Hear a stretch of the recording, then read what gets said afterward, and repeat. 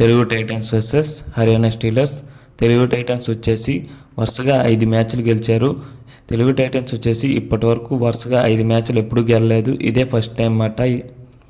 ఇప్పటి వరకు మన ఛానల్ని ఎవరు సబ్స్క్రైబ్ చేసుకోకపోతే సబ్స్క్రైబ్ చేసుకోండి, అలా లైక్ చేయండి, పక్కన బెల్ ఐకాన్ నొక్కండి. మ్యాచ్ వచ్చేసి స్టార్టింగ్ నుంచి Telugu Titans full attacking game ఆడారు. దీంతో మెయిన్ భరత్ వచ్చేసి రైడింగ్లో డిఫెన్స్లో అదరగొట్టాడు.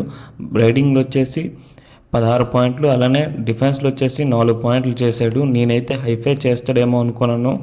అలానే ఒకవైపు విజయ్ మాలిక్ వచ్చేసి కామ్గా ఆడి టీంని ముందుకు నడిపించాడు, 8 పాయింట్లు చేశాడు.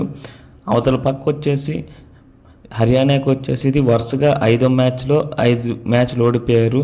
దీంతో వాళ్ళ కోచ్కి వచ్చేసి ఏం చేయాలో తెలియక లాస్ట్ 10 నిమిషాల్లోన టీంనే మార్చేశాడు.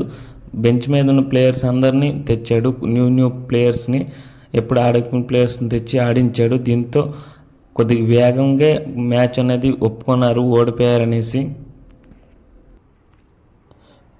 దీంతో ఫస్ట్ హాఫ్లోనే తెలుగు టైటన్స్ హర్యానా స్టీలర్స్ని ఆల్అవుట్ చేశారు ఒకసారి. రెండోసారి కొద్దిగా తప్పించుకున్నారు, కానీ సెకండ్ హాఫ్ స్టార్ట్ అయిన తర్వాత వరుసగా 2 సార్లు ఆల్అవుట్ చేయించి హర్యానా స్టీలర్స్ని ఎక్కడా కంబ్యాక్ ఇవ్వలేకుండా చేశారు.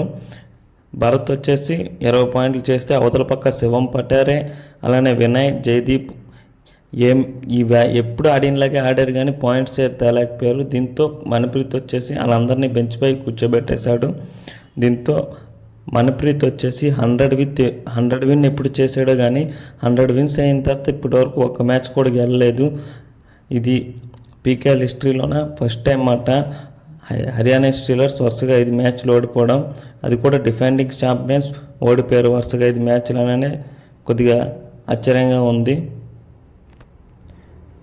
ఈ మ్యాచ్ విన్తో తెలుగు టైటన్స్ వచ్చేసి 8 మ్యాచ్లు గెలిచారు. 13 మ్యాచ్లకి 16 పాయింట్లతో 3వ ప్లేస్లోనే ఉన్నారు పాయింట్స్ టేబుల్లోన.